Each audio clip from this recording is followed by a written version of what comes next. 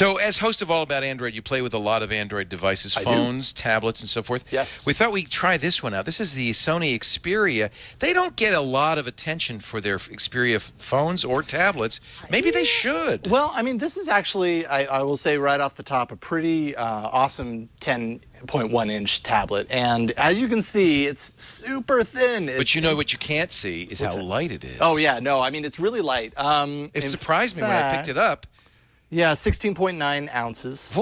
That's a pound, basically. Yeah, yeah, exactly. Just slightly And over they say it's as thin as a pencil. Thinner than a pencil. Oh, definitely. It's a lot thinner. Oh, wait a minute. That's the wrong size pencil. pencil. use a regular pencil. Let me get an It actual still is pencil. thinner than a normal pencil. Look at that. Normal size Jason's pencil. a big guy, and so he uses big writing implements. Yeah, exactly. So here we go. It's very thin, light, and you know, the weight is very evenly distributed. So when you pick it up, I don't know, it just feels solid. At first I wanted to say that it was going to feel like I'm holding a sheet of glass and that it might break at any given point. It doesn't feel fragile, but it does feel almost hollow. Yeah, it has really a little light. bit of hollowness to it. Not the sound, just how light it is. It seems like this should weigh more. No, absolutely. It has this kind of squarish design, which I think it's kind of one of those things that you're either going to love it or hate it. I kind of think that it makes it look a little bland. You know, Apple and everybody now are doing this wedge thing where it's just as thick in the middle, but it's thinner on the edges. Yeah. Sony, I guess, decided, why try to pretend we're thinner than we are? Well, and one of the features of this is that it's water resistant up to 3 feet deep. What? We'll go ahead and throw it in that drawer, our water drawer. I was wondering if we do that at the beginning or the end, because I have not done this yet. No, let's not. Let's save it for the end. I don't trust that water resistant stuff. I trust it enough to try it at the end of the review, but let me show it off first. But it's water resistant, so as a result, you end up with... You could take it in the tub. Yes, or you could take it to the beach and get splashed. Yeah. It has these little flippy things, right, to get to the connectors. Cover the holes. And that covers the holes. Okay. And that's actually one of the kind of things that I don't necessarily love, but it's kind of essential if you want that water resistance. It's what actually keeps the water out of the ports that you have throughout. It's just kind of annoying to have to unplug it every time you want to plug it in. If you thought it's never going to go underwater, I suppose you could tear that off and not have to worry about it. Yeah, exactly. So now it isn't the latest, greatest Android. It's 4.1? Yeah, it's 4.1.2 Jelly Bean. It's still Jelly Bean, but boy, I'd like to see 4.2. Yeah, and ooh, that's a pretty screen. It has a very nice, vivid, sharp screen. You know, they tie these into the whole Bravia kind of engine that Sony is very tied into. So Sony makes these IGZO displays. Is it an IGZO display? I don't think so. No, I don't believe that it is. Okay. They tout opti-contrast, which is just a fancy word for having bright contrast for outside, and indeed, it's very bright. It looks like an OLED screen, but it's not, right? It's an LCD, or is it OLED? Yeah, I'll look it up. I'll look it up. You keep reality display. They've got lots of taglines for it. You know what? Sony calls their OLEDs reality. So that is an OLED display. There we go. It looks like one. 1.5 gigahertz quad-core Snapdragon S4 processor with 2 gigs of RAM. I found it to be perfectly sufficient from a power perspective. For things like gaming, I actually played Riptide GP2, which just came out on Android not too long ago, and it was super fluid and a lot of fun to play. Although I will say with the design, the speakers are down here at the bottom corners.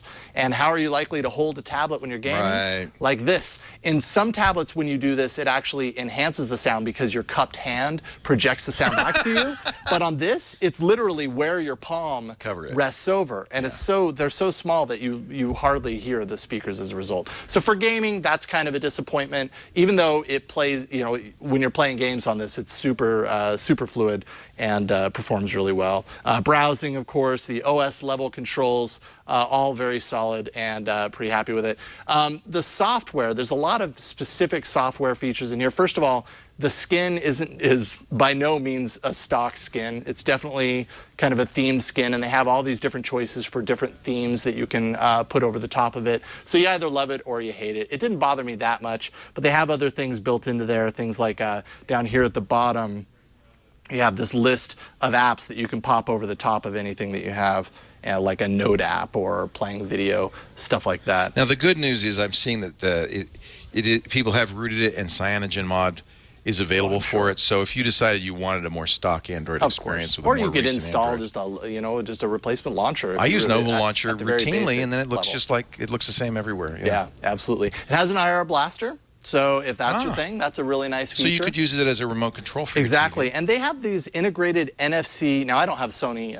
TV at home, so I couldn't test this myself. But they have all these integrated kind of NFC capabilities so that these devices can talk to each other, Sony devices. So if you're really bought into the Sony world, there's a lot of capability as far as like flinging your media up to the TV, having it mirror, all that kind of stuff. If you're a Sony fan, this tablet might be a great way. But you have to have a Sony TV? It won't work with other TVs? Yeah, they work with, Bravia TVs. They're all about getting you into the Sony world, I guess.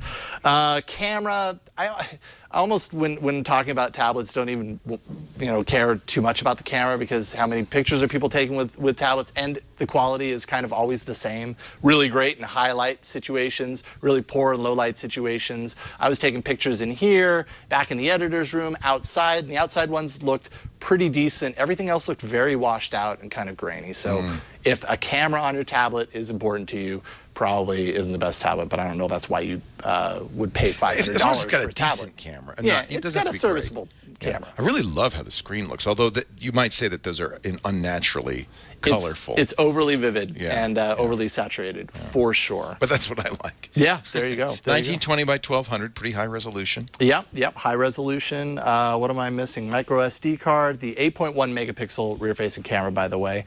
LTE option is available for those that want that.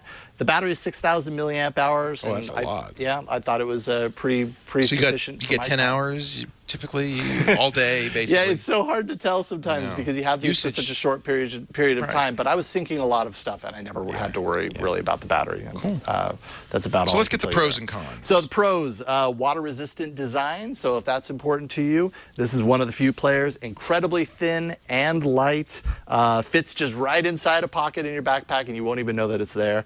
Bright and sharp display. The IR Blaster integration to Sony, other Sony things. All of that is a pro.